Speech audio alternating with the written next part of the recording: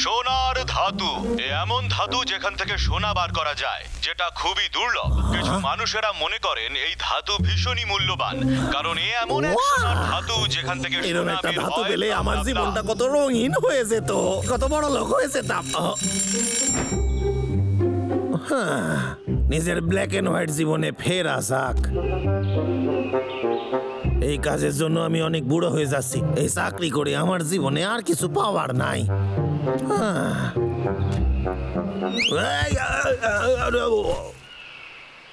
বাবারে, কি জোর মাথায় লেগেছে। কে যে রাস্তার মধ্যে পাথর ফেলে? ও, এটা কি সেই পাথরটা যেটা আমি ভাবতাছি? সোনার ধাতু এমন ধাতু যেখান থেকে সোনা বের হয়, ব্লা ব্লা ব্লা। এটা তো নিশ্চয়ই সেই দামি পাথরটা হইবে। তো এই পাথরটা এখানে এইভাবে পড়ে থাকতে পারে কি করে? দেখাই যাক, এটা এখানে এলো কি করে, দেখা যাক। ও আশ্চর্য, এই গুহাটা আগে এখানে ছিল নাকি?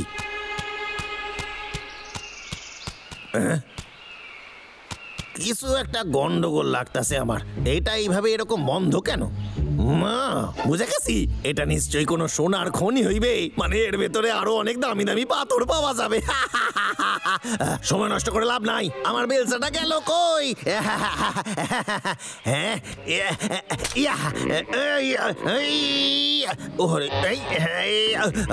তবে রে,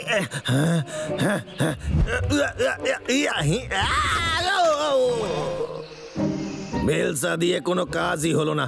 এর জন্য অন্য কিছু একটা ব্যবস্থা করতে হইবে, কিন্তু ঘুণাক্ষরেও কাউকে কিছু বলা চলবে না। এটার জন্য বড় সড়ো মেশিনের ব্যবস্থা করতে হইবে। পেয়ে গেছি, মিস্টার মার্শাল তো এই দামি পাথরটা আমার থেকে কিনে নেবেন। এইটা দারুণ উপায়, সেই টাকা দিয়ে আমি বড় বড় মেশিন কিনতে পারুম।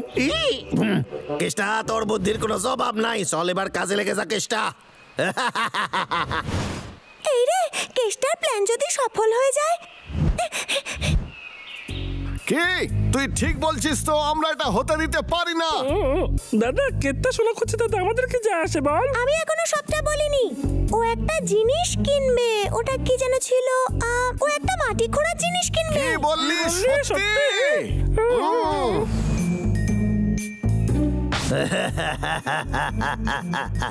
মনে থাকে যেন, এই সব সোনা আমার। একদমই না, আমরা এটা কিছুতেই হতে দেব না। আমাদের কিছু একটা ভাবতে হবে দাদা। এক কাজ করতে হবে, আমাদের সবাইকে খেয়াল রাখতে হবে ও যেন এই সোনাগুলো বিক্রি না করতে পারে। ঠিক বলেছিস।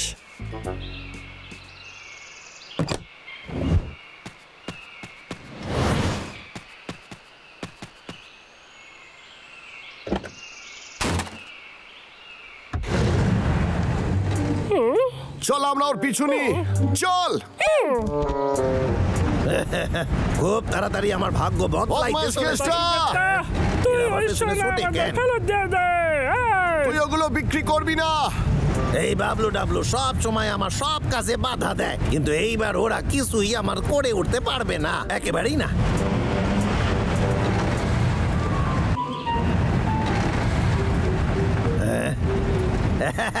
ওরা ভেবেছিল সুটে নাকি আমার গাড়ি ধরতে পারবে। ও ছিল, আওয়াজ শুনে তো মনে হচ্ছে ওর গাড়িটাকে কোথাও ধাক্কা মেরেছে। এটা বেশ ভালো হয়েছে, চলো এটা নিয়ে আসি।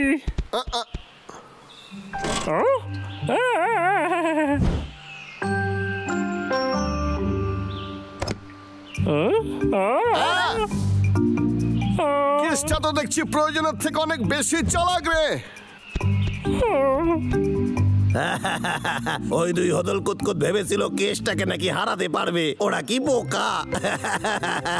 কিন্তু যখন ওরা এই পাথরের ব্যাপারটা জানতে পেরে গেছে, আমার অন্য কিছু একটা ভাবতে হইবে, কিভাবে এই দামি পাথরটা মার্শালের কাছে পৌঁছানো যায়।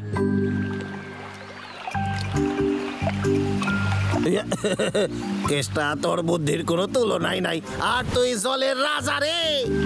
ইয়া কি সুন্দর আকাশ আর কি স্বচ্ছ জল, আকাশে পাখিরা ডানা মেলে ওড়ে, পাখির ডাকে ঘুম ভাঙে আমার। বাবলু ডাবলু জীবনে ভাবতে পারবে না আমি এইভাবে কেমন যাচ্ছি। আছিস রে তুই কেষ্টা? আরে কেষ্টা কেমন আছিস? ওরা কেন পৌঁছে গেছে? ইয়া, ইয়া, ইয়া, ইয়া। ওরে বাবা রে, বাঁচাও বাঁচাও আমারে, বাঁচাও বাঁচাও বাঁচাও। ও এখানে জল এতটা গভীর না। বদমাস কেষ্টা দাঁড়া বলছি।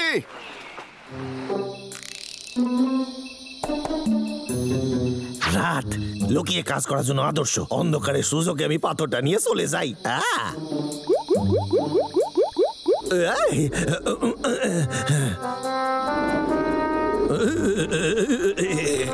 আমি তো বলে গেছিলাম রাত্রিবেলা ঠান্ডাও বেশি পড়ে।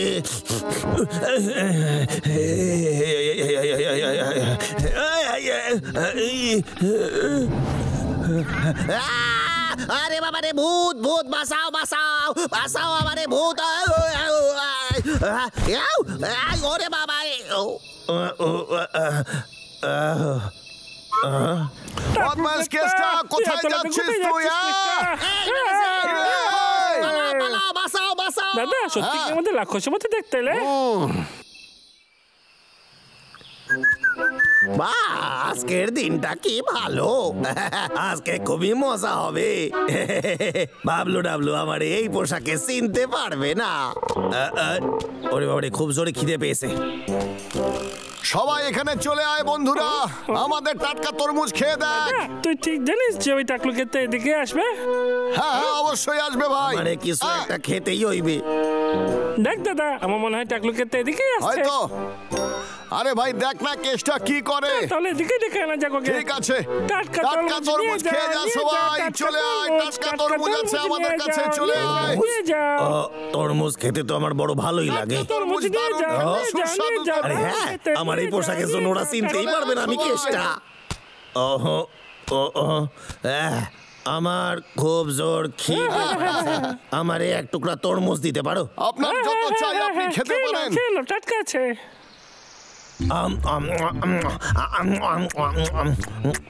খুব ভালো।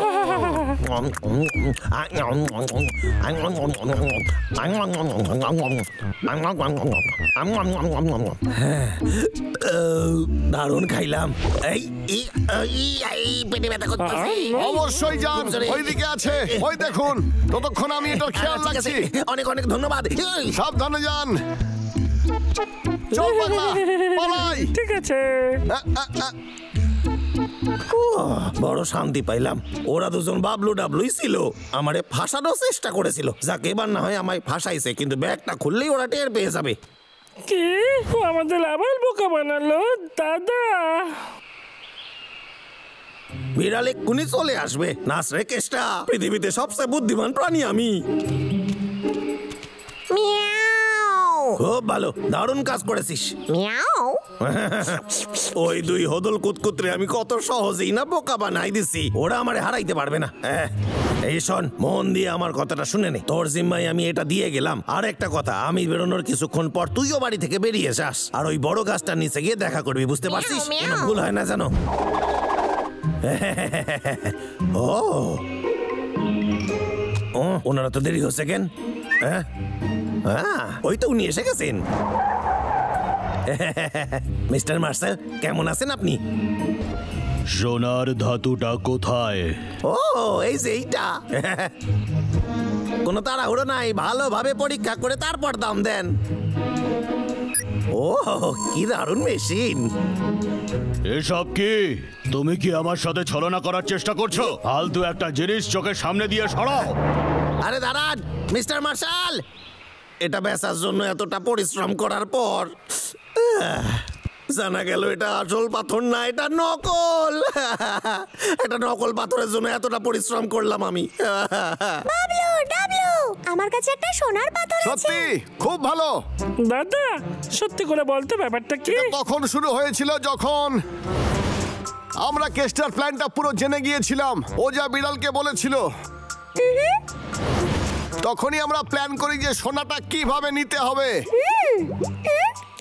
তাই আমরা ওই বিড়ালকে খাবারের লোভ দেখিয়ে সোনাটা বদল করে দিই। কি দারুণ আইডিয়া ছিল, আমাদের থেকে কেউ জিততে পারবে না দাদা। এই সোনার কেসটা কোনোদিনও পাবে না।